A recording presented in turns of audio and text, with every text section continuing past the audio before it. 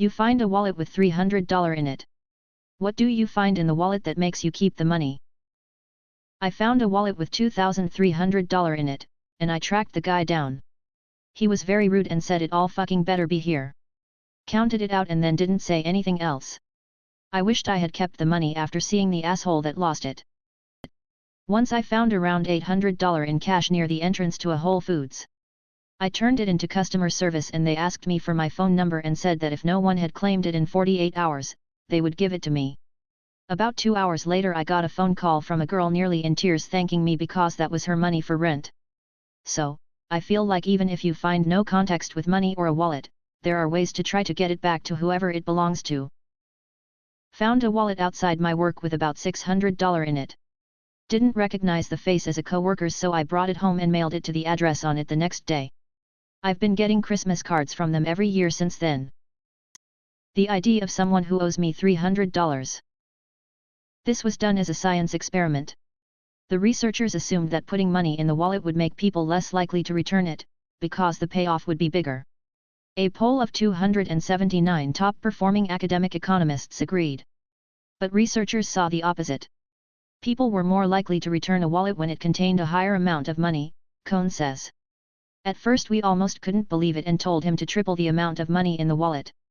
In countries such as Switzerland, Norway, the Netherlands, Denmark, and Sweden, between 70 and 85% of the wallets were returned to their owners. The Swiss are the most honest when it comes to returning wallets containing a key but no money.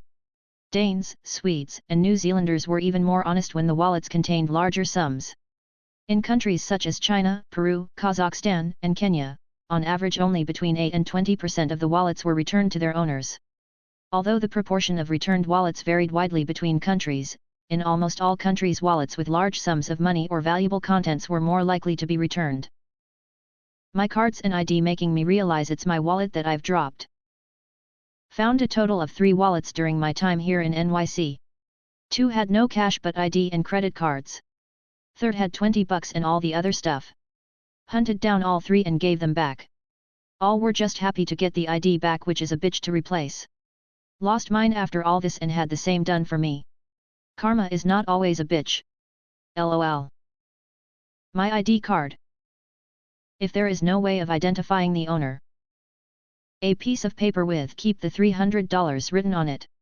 Edit. Whoa, it escalated quickly. I once found a wallet with approximate $2,000 when I was a teenager. The money was inside a hidden compartment. I handed over it to the police.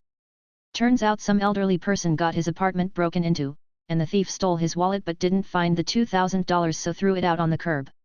Police called me 1HRS after and told me the son wanted to meet me and thank me. He handed me a $50 that I accepted. It might not seem much, but I was really proud of myself, and there's so much gratification in seeing someone really happy. Found a wallet with just shy of $3,000 in it in Walmart parking lot. Had rubber bands keeping it closed. Recognized the guy, was part of the housekeeping contractors at my job. This was on a Friday after work and housekeeping isn't in on the weekends. I was off that next Monday but went up there to take it to him.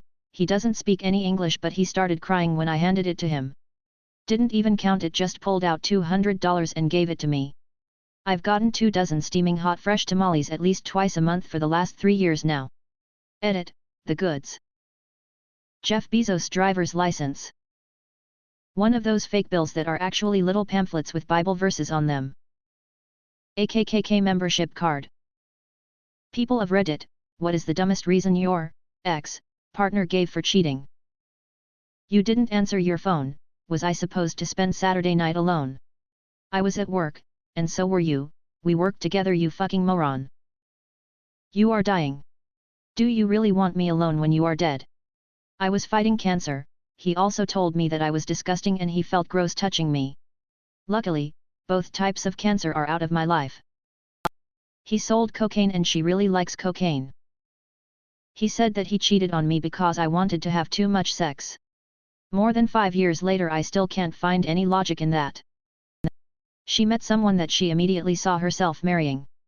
A month after we broke up she moved across the country, got married, called me to tell me she made a mistake, got divorced, moved back home, got pregnant and then got married again. Her current age, 22. Her response once I caught her was that she was flat out horny. But after I said that's why you have a boyfriend, it was kind of funny how she went dead silent. It was his kid's mom, so it didn't count. I have needs for sex you aren't helping me with. Said to me the day I get home from spending a week in the hospital with kidney failure, lupus. It's not what you think it is. After I walked in on them making out. While she was on his lap. Both without shirts. It's not like we're married. Apparently I can't expect respect from someone who goes from calling me love of my life to blowing her high school shag toy when he comes back to town. I couldn't have sex for 2 weeks so I could recover from surgery, so she thought it wasn't cheating. My ex-girlfriend said I forgot you were alive. For details, I wasn't in the military, I was in university.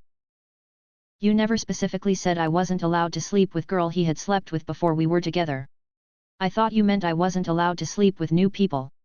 This was well after a conversation we had had agreeing that we were monogamous and exclusive. Well, I know this guy that was convinced he was in an open relationship, except he forgot to let his girlfriend know. She found out 7 years into the open relationship. With multiple women, in 4 continents. Oh, he also had a book where he'd categorize them. Told me his mom had cancer so he needed some space. His best friends told me that was a lie. Later found out he was starting a new relationship during that time. What made you realize your best friend was actually a complete asshole? My brother turned his back on our dad, who paid his way through college, paid the down payment on his condo, and gave him 2 cars. When I asked him why, he said it was because he didn't text him enough. Our dad had had a stroke and could only use one hand. He texted my brother once every day or 2 with one hand anyway. I took care of our dad through surgery, radiation therapy, physical therapy, stroke rehab, and chemo. On the last weekend before our dad was starting chemo, I asked him if he wanted to come up and do some grilling with dad because it was the last time we'd ever see him healthy. He said he had plans. I asked what the plans were. He wouldn't give me a straight answer. Our dad got so sick after that. Couldn't leave a wheelchair. My brother and sister came at Christmas and my dad made such an effort to spend time with my brother that he broke both hips.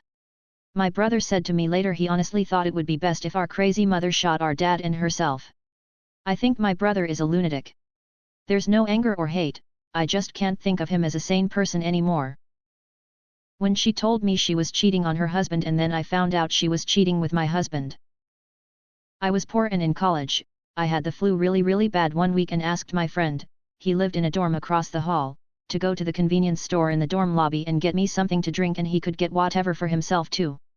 He got me my soda and himself $40 worth of snacks. Didn't notice at the time and I ordered us a pizza. He knew it was all I was going to have to eat for the next few days, and he snuck into my room and ate the leftovers while I was passed out on cold medicine. I didn't even really know how to respond. Like I was already buying him snacks and feeding him. He had a meal plan on campus. I didn't. Why act like that? He and his brother destroyed an apartment we shared. Some 30,000 in damage, then tried to come after me for it. I started to realize that they only ever talk about themselves. They rarely ask me a question, but then cut me off while I'm answering to make it about them. When I trusted and believed he was like a brother, only to have him steal thousands of dollars from me. The money didn't even matter, but the treason hurt for years. Over time we lost contact, then she only reached out when she needed money. I let this go on too long until I found out I was pregnant with my first, and told her then I wouldn't send any money after that. She still asked. My daughter is now over 1.5 yo, and she had never even met her. I ended up blocking her and telling her not to bother trying to reach out anymore. Realizing I am always there for them, but it is never reciprocated or even acknowledged or even feigned interested in anything I am doing in life. Probably when my GF at the time admitted to sleeping with him and my 3 other guy friends while we were together. Not in an embarrassed way either, she was throwing it in my face to hurt me. I hoped against my own instincts that it wasn't true, but I asked him and knew instantly from the look in his eyes that it was. Basically lost my whole friend group overnight, but ended up finding much better friends in the long run. It all works out. Best friend since elementary. In high school, when I told her I no longer wanted to be friends because she was mean to others all the time, including me, she said that I had to be friends with her cause she was my friend in elementary and middle school, even though everyone told her not to be, and that everyone talked behind my back about how gross and weird I was, and she stayed my friend anyhow. She worded it like she was doing me a huge favor by being my friend and that I somehow owed her for that charity. When he got his girlfriend pregnant, he got 6 weeks of paternity leave. He lived with me and she had her own place. 4 months after the child was born, he sat home taking advantage of his paid vacation, playing 10 hours of video games a day while she struggled with the child. When she threw a shit fit after I said something along the lines of, if he cheats on his wife with you, what do you think is going to stop him from cheating on you with someone else? Apparently I'm not supportive. For a long time, I thought that my best friend was an asshole for kicking me out of the apartment we shared. He was the leaseholder, in college. In reality, I was a horrible roommate who partied too much and didn't clean up after myself. I was the asshole. He would be a good friend to me in private situations, but when we were in groups or in front of total strangers, he would turn on me and try and embarrass me. After 2 to 3 years of it, I decided he would be better out of my life and haven't spoken to him for over 15 years. Friends I used to hang out with in high school. One of the group had been a good friend of mine since we were really young, even though we went to different schools. It was his house the others always hung out in, so I was kind of grandfathered into his new friends group from his school. I always felt a little unwelcome just cause of little things. They'd be playing video games passing the controller and I was always last, if I got a turn at all. If someone brought food or something to share, I would always get the least of it. FYI, I brought things to share more than anyone, so it wasn't like I was a big mooch or something. And they frequently made plans outside of my buddy's house to which I was never invited, but then they'd openly talk about it in front of me later. What really hit it home was one time I was hanging out there, and found out they were all planning on going into the city for a concert or something. They straight up told me I wasn't invited, which I shrugged off cause I didn't really have money for it anyway.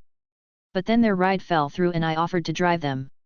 They treated that like it was absolute worst case scenario, and also like if they were to accept my offer they'd be somehow doing me a favor.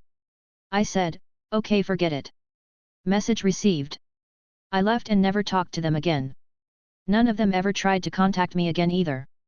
But it was really only childhood friend whom I was really disappointed in.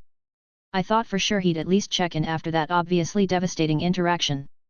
But that was many years ago. Thankfully I have much better friends now.